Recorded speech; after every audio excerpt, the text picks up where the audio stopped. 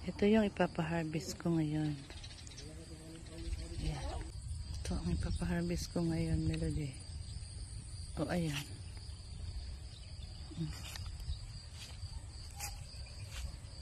Hanggang doon yan. Hanggang doon. Hanggang doon yan. Yun. Paikot doon. Paikot.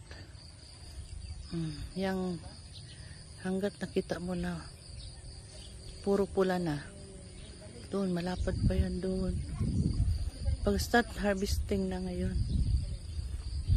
Eto.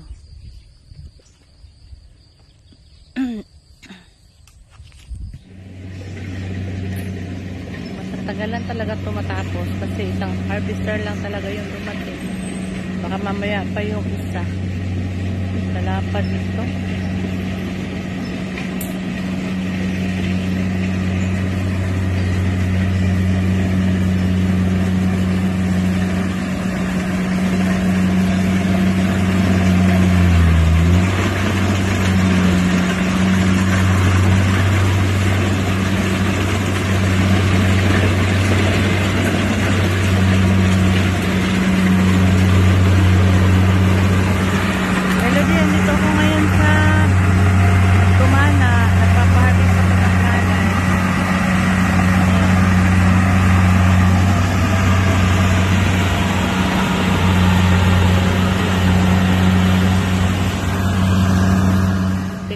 Pinagdaan ng harvester. Sandali.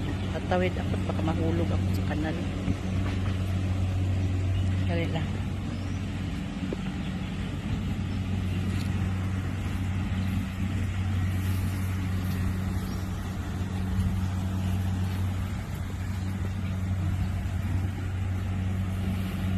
Ayan, oh.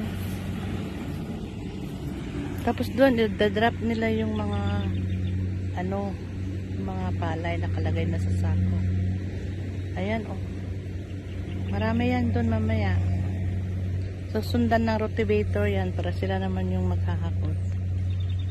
Ayan.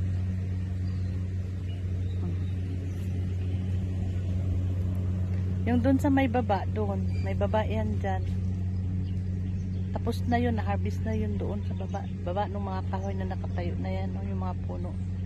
Maluwag pa yan dyan. Pero ayoko na pumunta doon. Sobrang init. Baka tataas yung presyon ko ba. Tapos na yan doon sa baba. Tapos dito na sila sa taas na yun.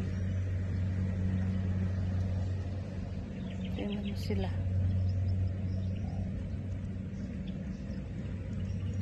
Nung nakaraang harvest, 2 harvester yung ginamit. Ewan ko ba gayon, bakit isa lang yung tumating, 2 yung pinatawag ko eh. Ngayon, isa lang talaga.